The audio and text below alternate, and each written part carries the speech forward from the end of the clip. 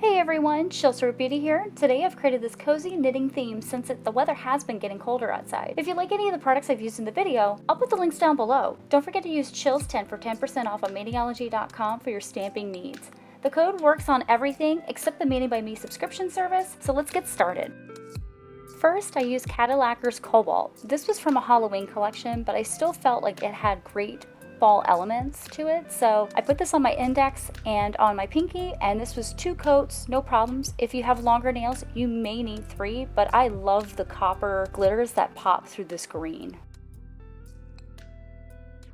So for my middle finger, I chose I.L.N.P's Cabin Fever. This is a warm golden brown that has scattered hollow in it, and it's just so beautiful. I feel like it's warm and inviting. By the way, this is not the regular I.L.N.P brush that comes with this. I changed this out for a brush replacement by Sassy Sauce Polish.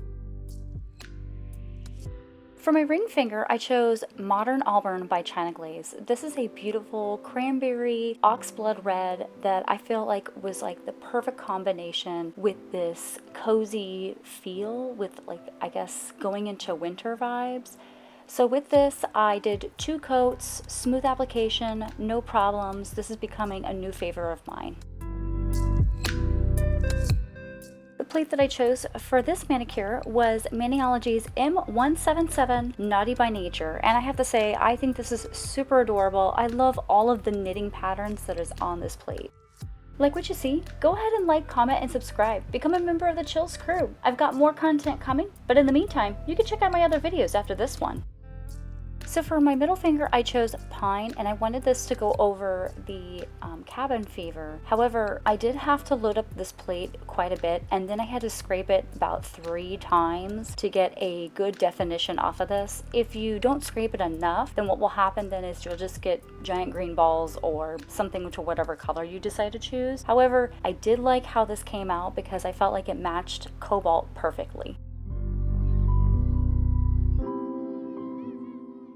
Now, I wasn't done with my middle finger yet, so I chose Straight Up Black to be the outline of this cap that I was going after because I wanted to fill it in with Slasher, which is a maroon glitter stamping polish, and then Spiced Orange, which has that orange gold tone, but it was still enough to be different from Cabin Fever.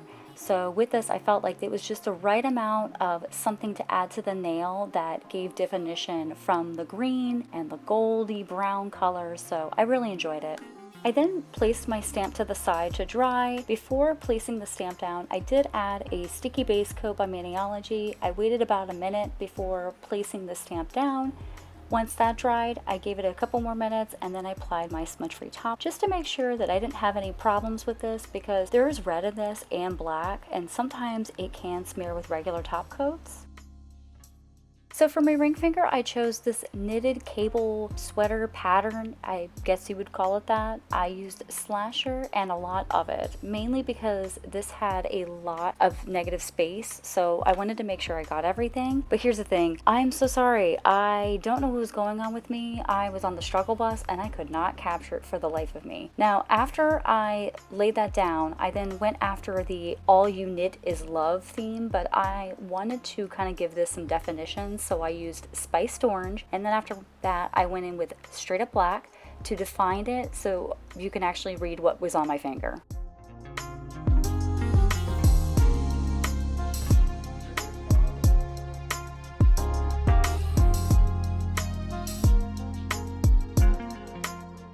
After all my stamping was dried, I then gave it a couple minutes, put on my smudge-free top coat again, and then waited another couple minutes after that, and then applied my Super Chic Lacquer's quick drying top coat. I then waited about 15 to 20 minutes for that, and then I placed my Mad About You by Etsy, and I really liked the finished look. I mean, I do love matte nails, but let me know if you also like glossy with this idea. I feel like the glossy was just the right amount so you could see the hollow.